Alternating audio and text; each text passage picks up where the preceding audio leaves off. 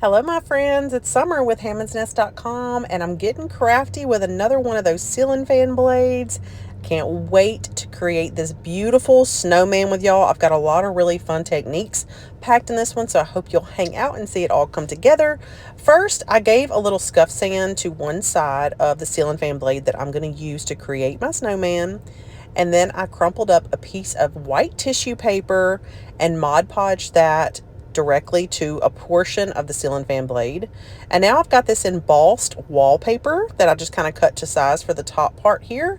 And since I told you I'm creating a snowman, you can probably kind of tell where I'm going with this.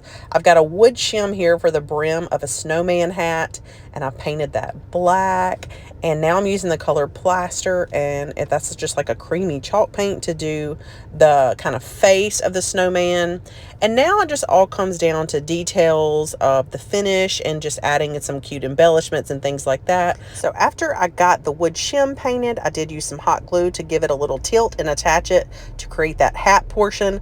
I went ahead and ripped some fabric too to tie on the scarf because I'm getting ready to kind of map out the face and everything, but I'm also thinking about all the pretty details, and I decided to use some white wax by Folk Art to highlight some of that embossing on the hat. You could also do this with some watered down acrylic. I just happened to recently add that white wax to my craft stash, so I wanted to play with it. And now I'm going to take an ink pad and run along the edges. I took the fabric off while I was doing this part, and you'll see me put it back on here in a minute. And so now I'm going to pencil out my face. I'm just kind of freehanding this. If you don't feel comfortable doing that, you could do some kind of template or some kind of traceable for that. And so I've got my face drawn out. I'm filling that in with some black chalk paint, the same exact color I used for the hat.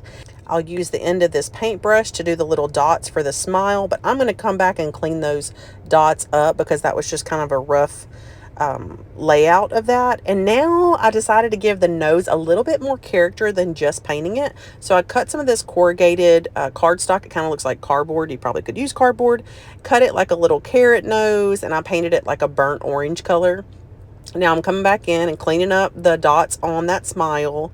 And of course, I gotta let that dry before I do a little bit of distressing to make sure that black matches the rest of the black happening. And then this is when the snowman really comes to life, when you put those twinkles in the eye. So using that same color plaster I did on the background, I did some twinkles in the eye.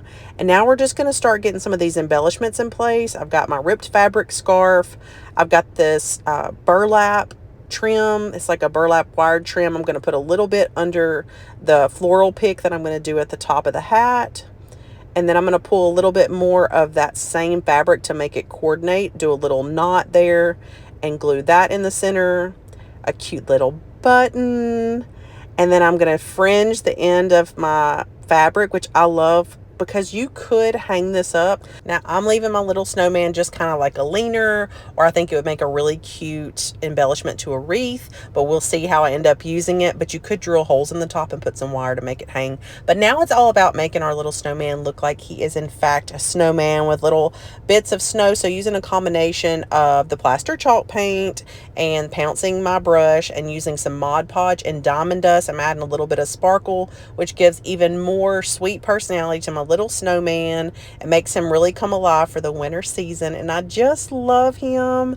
And I'm just kind of adding, I kind of had to get control of myself, because I could have just over sparkled but I think I added just enough of the right touch, and he is so cute. So look what you can do with a ceiling fan blade. What a wonderful repurpose idea. I hope it inspires you and you love how he turned out. Thanks for watching. Bye bye.